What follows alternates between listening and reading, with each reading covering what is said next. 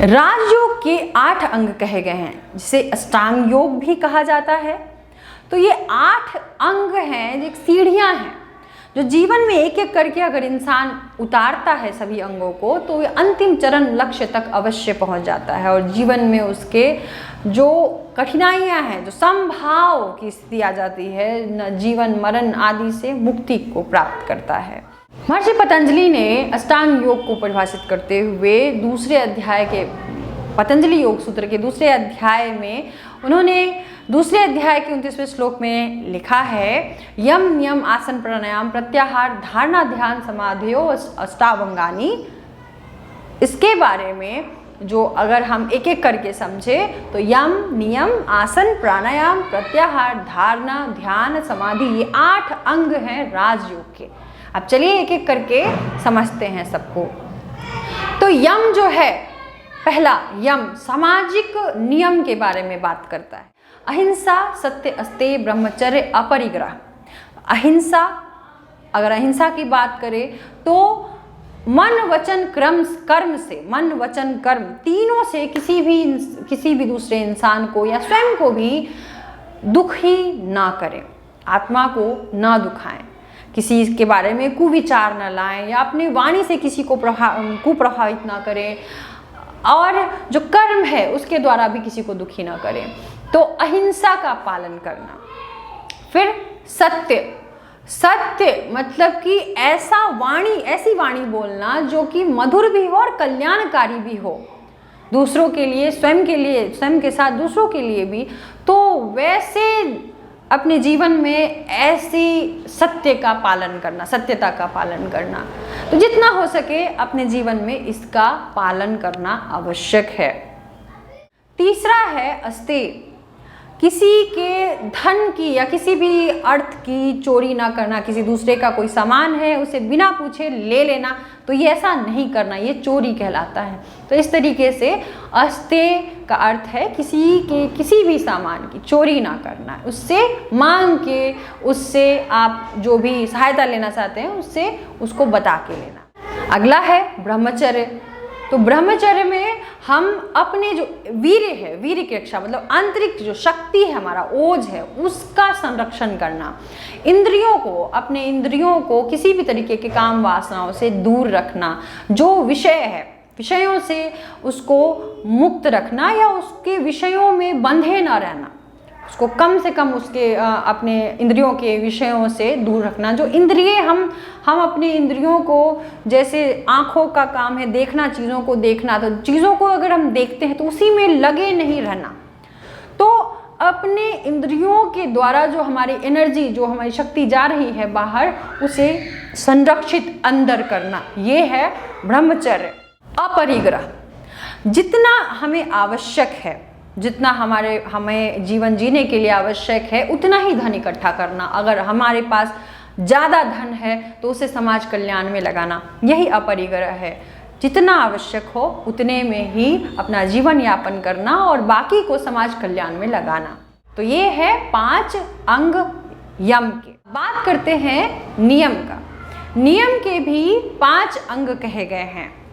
शौच, संतोष, तप, स्वाध्याय, ईश्वर प्रणिधान। शौच अर्थात सफाई, अंदरूनी सफाई, बाहरी सफाई, दोनों तरीके की सफाई। अब अंदरूनी सफाई अर्थात अपने विचारों की सफाई, जो हम सोचते हैं किसी के बारे में कुछ गलत ना सोचना या किसी का अहित ना सोचना, यह अंदरूनी सफाई। और बाहरी सफाई जो हमारा स्थूल शरीर दिख रहा है, अच्छे से स्नान करना, अपने बालों की सफाई, नाखूनों की सफाई। तो बाहरी जो सफाई है, अच्छे जो स्वच्छ वस्त्र हैं उसको पहनना, बदबूदार ना रहना, है ना, इस तरीके से बाहरी सफाई। तो दोनों तरीके की सफाई को हम अपने जीवन में उतारें। तो ये जो नियम है वो स्वयं के लिए है, मतलब अपने स्वयं के जीवन को सही मार्ग पे ले जाने के लिए कुछ नियम है। तो नियम के अंदर स्वयं के लिए जो नियम कानून होने चाहिए वो सारी बातें कही गई हैं। तो शौच, संतोष, अब हमारे पास जो भी ईश्वर ने हमारे पुरुषार्थ के अनुसार जो दिया है उसमें परमानंद की अनुभूति करना, उसको अच्छे से उसका आनंद लेना और उसमें खुश रहना और दूसरों को खुशी बांटना। और जो नहीं है उसके लिए दुखी ना होना, बल्कि उसके लिए और पुरुषार्थ करना, किसी से ईर्ष्या ना करना। तो ये है संतोष। तप अर्थात शारीरिक और मानसिक रूप से जो भी हम कष्ट सह रहे हैं, सद मार्ग पे चलते हुए, अच्छे कार्य करते हुए, जो भी उच्च स्तर के जो हमारे जीवन के लक्ष्य हैं उसकी प्राप्ति के मार्ग पे जो भी कष्ट हमारे शारीरिक और मानसिक होते हैं उनको सहना। और किसी भी तरीके का कोई कष्ट, सर्दी गर्मी जो भी आता है, चाहे वो प्राकृतिक हो चाहे वो मनुष्य द्वारा दिया गया हो, उसको सहना और साथ ही उस मार्ग पर चलते रहना, रुकना नहीं, यही तप है। स्वाध्याय, स्वयं का अध्ययन। अब स्वयं का अध्ययन हम कैसे कर सकते हैं? सबसे पहले तो उन ग्रंथों को पढ़ना, उन पुस्तकों को पढ़ना जिसमें अच्छी बातें कही गई हैं, ज्ञान की बातें कही गई हैं, उनको पढ़ना और उस पर विश्लेषण करना और ये देखना कि कैसे उन ज्ञान को हम अपने जीवन में उतार सकते हैं, व्यवहारिक जीवन में उतार सकते हैं। हमारे अंदर वो ज्ञान है कि नहीं, अगर है तो उसको कैसे और आगे बढ़ाएं, नहीं है तो कैसे अंदर उतारे। साथ ही जो आर्त पुरुष हैं, जो आर्त वचन करते हैं, जो अच्छे ज्ञान को समाज में बांट रहे हैं, उनके सानिध्य में रहना, उनसे अच्छी चीज़ें सीखना और जीवन में उतारना, यही है स्वाध्याय। अब ईश्वर परिधान, जो इष्ट देवता को आप मानते हैं, जो ऊर्जा को मानते हैं, शक्ति को मानते हैं, उसको सब कुछ न्यौछावर कर देना, श्रद्धा और विश्वास के साथ सब कुछ मान लेना और उनके बताए हुए सद्मार्ग पे चलते रहना, मानव कल्याण का कार्य करते रहना, यही है ईश्वर परिधान। ईश्वर को सब कुछ मान लेना और अपने जीवन का बागडोर उनको दे देना। जो भी हम सफल असफल जो भी होते हैं उनको समर्पित करते हुए जीवन में आगे बढ़ाना, यही ईश्वर परिधान है। तो ये 5 अंग हैं नियम के। अब यम नियम के बाद आता है अष्टांग योग के तीसरे अंग की बात, आसन। स्थिरम सुखम आसनम। ये आपके दूसरे पतंजलि योग सूत्र के दूसरे अध्याय के 46वें श्लोक में उन्होंने परिभाषित करते हुए कहा है कि स्थिरता, ऐसी अवस्था को प्राप्त कर लेना जिसमें शरीर स्थिरता और आनंद की अनुभूति करे। तो अपने नस नाड़ियाँ, मांसपेशियाँ आदि शारीरिक जो आपके अंग है, जो स्थूल अंग है, उसको इस तरीके से उसका मर्दन करना कि उसका अंतिम जो अवस्था हो वह आनंदमय हो, स्थिरता को आप अनुभव करें। तो इसको आसन कहते हैं। तो विभिन्न ग्रंथों में बहुत सारे आसनों का वर्णन है और हर आसन हमारे शरीर को समग्र रूप से मजबूत बनाता है। तो उसमें हम शरीर जो शारीरिक आयाम है उसका मर्दन करते हैं। प्राणायाम, प्राण का आयाम मतलब प्राण, जो प्राण ऊर्जा है जिससे हमारा प्राणमय कोश बना है, या जिससे हम अगर विज्ञान रूप से बात करें तो ऑक्सीजन जिससे हमारा प्राण तत्व बना है, उसको, उसके आयाम को बढ़ाना, उसको इतना विस्तृत कर देना, इतना सूक्ष्म कर देना कि वो ले रहे हैं, छोड़ रहे हैं, इसका कोई अनुभूति ना हो। तो अपने प्राण श्वास प्रश्वास की प्रक्रिया को सूक्ष्म कर देना। तस्मिन् सति श्वास प्रश्वासयोर गतिर्विच्छेदा प्राणायाम, मतलब अपने श्वास और प्रश्वास की प्रक्रिया, लेने और छोड़ने की सांस की प्रक्रिया को इतना सूक्ष्म कर देना कि वो समभाव में आ जाए, कुंभक मतलब रुक जाए, ऐसा प्रतीत होने लगे। तो प्राणायाम को फिर उन्होंने रेचक, पूरक, कुंभक और एक जो विशिष्ट रूप का प्राणायाम है, मतलब 4 तरीके के उन्होंने प्राणायाम को और आगे वर्गीकृत किया है। तो पूरक में सांस लेते हैं, लेने की प्रक्रिया पूरक, और रेचक में सांस छोड़ने की प्रक्रिया को कहा गया है, जो पूरा सांस छोड़ते हैं और बाहर उसको धीरे धीरे धीरे जाने देते हैं, सूक्ष्मता की प्रक्रिया को करते हैं। कुंभक, सांस अंदर या बाहर लेके कहीं भी रोक देना, वहीं पे उसको रोक देना और जितनी देर हो सके उसको रोक के रखना, अगर व्यवहारिक रूप से इसको हम समझे।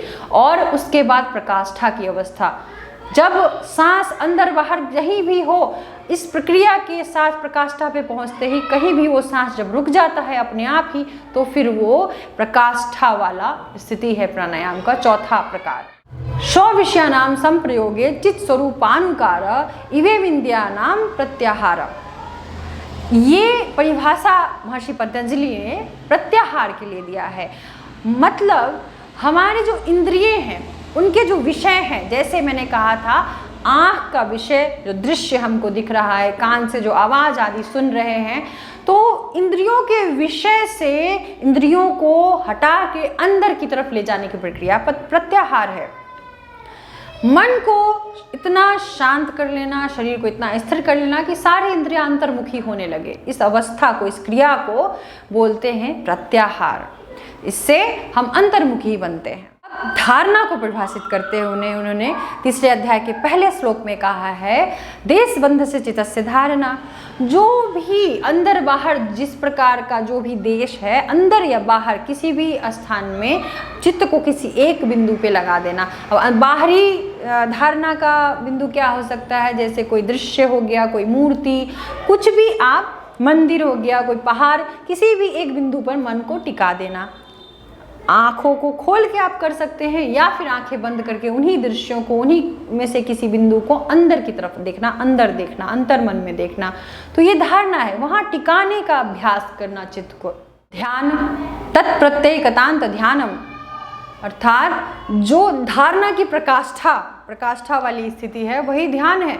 जब मन को एक बिंदु पर, बाहर या अंदर एक बिंदु पर टिकाने की कोशिश करते हैं और वो टिकने लगता है एक बिंदु पर लंबे समय तक, तो वो प्रकाष्ठा धारणा का होता है और यही ध्यान है। किसी एक बिंदु पर निरंतर मन जब टिक जाए तो वही ध्यान है। तीसरे अध्याय के तीसरे श्लोक में महर्षि पतंजलि ने समाधि को परिभाषित करते हुए कहा है, तदेवार्थ मात्र निर्वासम स्वरूप शून्यमेव समाधि। मतलब जब ध्यान की प्रकाष्ठा आती है, ध्यान की प्रकाष्ठा आती है जिसमें न ध्येय की अनुभूति होती है, न ध्याता की अनुभूति होती है। ध्येय अर्थात जिसका हम ध्यान कर रहे हैं, जो भी बिंदु है जिस पर हम मन चित्त को एकाग्र लगाए हुए हैं, एक तार, वो ध्येय है, और जो लगा ध्यान कर रहा है वो ध्याता है। तो ध्येय और ध्याता दोनों की अनुभूति समाप्त हो जाती है, दोनों शून्य में मिल जाते हैं, दोनों एकांत एक हो जाते हैं। वो अवस्था है समाधि की। तब किसी प्रकार की कोई अनुभूति नहीं, परमानंद अनुभूति शुरू में, उसके बाद फिर वो भी निर्लिप्त हो जाता है, वो भी लुप्त हो जाता है, समभाव की स्थिति आ जाती है।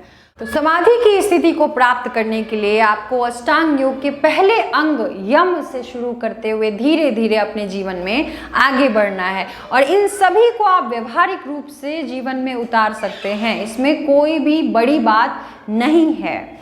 तो अष्टांग योग को इस तरीके से महर्षि पतंजलि ने बहुत ही साधारण तरीके, बहुत ही सामान्य तरीके से, सर्वसुलभ तरीके से परिभाषित किया है। और भी बहुत सारे भाष्य आपको इस पर मिल जाएंगे, उसको पढ़िए और इसको गहराई से समझिए।